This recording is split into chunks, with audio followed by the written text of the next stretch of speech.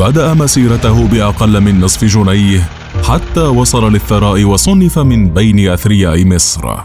من صبي صغير ضائع في شوارع القاهرة إلى أحد أبرز رجال الأعمال المصريين، مؤسس إمبراطورية العربي، تاجر بكل شيء ثم دشن مصانعه العملاقة. محمود العربي، شهبندر التجار. في 9 سبتمبر عام 2021 ووسط حالة من الحزن والأسى، ودعت مصر رجل الأعمال الكبير محمود العربي، وذلك عن عمر ناهز 89 عاما، بعدما شاق طريقه بصعوبة ليصل لما هو عليه. فالعربي يعتبر صاحب أكبر قلاع الاقتصاد المصري، إذ تضم مؤسسته أكثر من 40,000 عامل ومهندس وإداري، وتصدر منتجاتها إلى أكثر من 60 دولة حول العالم. صاحب القلعة الكبرى حظي بجنازة عملاقة، حيث ودعه الآلاف من قريته الصغيرة بمحافظة المنوفية، مع الكثير من الدعوات والدموع في وداع شهبندر التجار المصريين ومؤسس إمبراطورية الصناعة المصرية. فمن أين بدأت قصة محمود العربي؟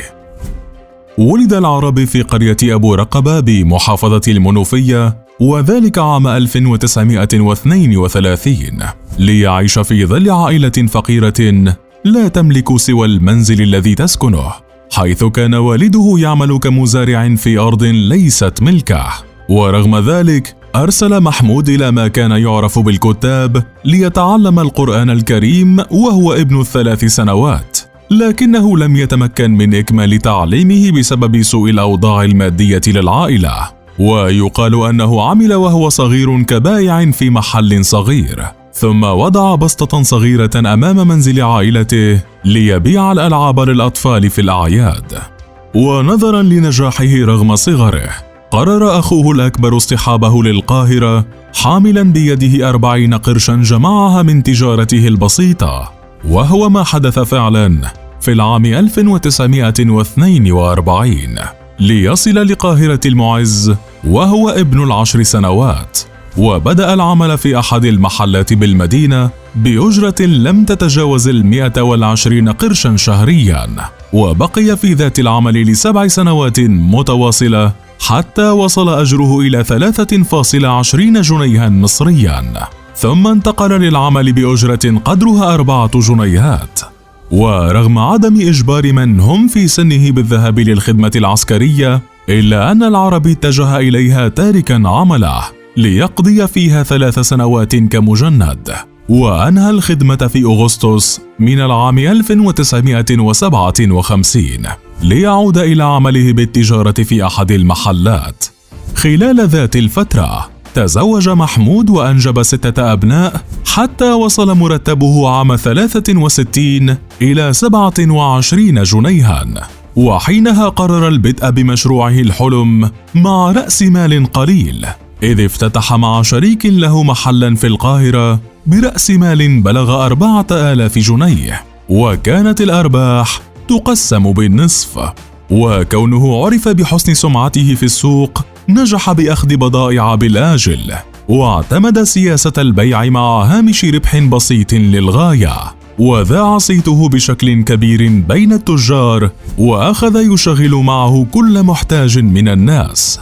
وبعد عدة سنوات دخل بشراكة مع إخوته، وذلك في تجارة الأدوات المكتبية للطلاب، حيث افتتح شركة خاصة سرعان ما باتت صاحبة السيطرة في السوق. لكن نجاحها لم يستمر طويلا بسبب قرار من الحكومة المصرية بوقف تجارة الجملة وتسليم الأدوات للطلاب من الحكومة مباشرة.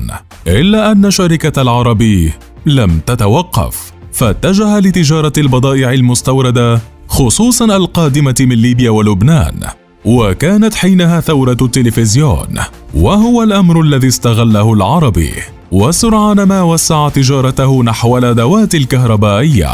ومع صعود أنور السادات للرئاسة والانفتاح الاقتصادي الذي عاشته المحروسة، ازدادت ثروة وتجارة محمود العربي بشكل كبير، وبدلا من الاستيراد من دول قريبة، اتجه العربي لدول المنشأ مباشرة. ففي عام 1975 زار محمود العربي اليابان التي كانت رائدة في الصناعة حينها، وحصل على وكالات حصرية من العديد من الشركات، وباتت تجارته أكبر وأشمل. ثم قرر الدخول في الصناعة بشكل رئيسي ليفتتح أول مصنع له في المنوفية، وذلك في أواخر السبعينات، حيث وقع عقداً مع شركة توشيبا لتصنيع المراوح بنسبة 40% تصنيعاً محلي. ثم توسع في الصناعة ليشمل كافة الأدوات الكهربائية تقريباً، وباتت شركة العربي رائدة في مصر والعالم العربي. وعلى مدار العقود التالية زادت شراكاته مع شركات يابانية متخصصة بصناعة الأجهزة الإلكترونية وغيرها، ليصبح وكيلاً لعلاماتها التجارية مثل سوني وهيتاشي.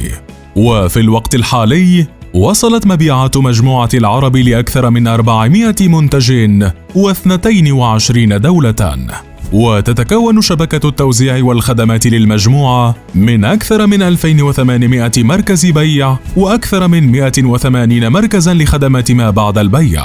كما دخل محمود العربي المعترك السياسي، وذلك بناء على طلب من محافظ القاهرة، وبات عضواً في البرلمان، لكنه لم يجدد ترشحه لتفضيله العمل في التجارة والصناعة. كما حصل محمود العربي على أرفع وسام ياباني، وهو وسام الشمس المشرقة، وذلك من الإمبراطور الياباني أكيهيتو في مايو 2009 لدوره في دعم وتحسين العلاقات الاقتصادية بين مصر واليابان. وفي أحد أشهر أقواله يقول: كل من وسع في الأعمال ربنا يكرمنا، القصة مش فلوس. ولأن القصة كلها لم تكن قصة أموال فقط مع محمود العربي، حظي بجنازة كبيرة وحزن عميق من كل محبيه والناس الذين كان له الفضل الكبير عليهم. رحل شهبندر تجار مصر عن عمر فاق 80 عاماً، بعدما بنى إمبراطورية ضخمة حفر عبرها اسم عائلته للأبد، وتركها لعائلته للحفاظ عليها لسنوات طويلة، وبقي اسمه محفوراً في تاريخ مصر الاقتصادي بأنه رجل الأعمال الذي بدأ مشواره ب40 قرشاً ووصل لملايين الدولارات.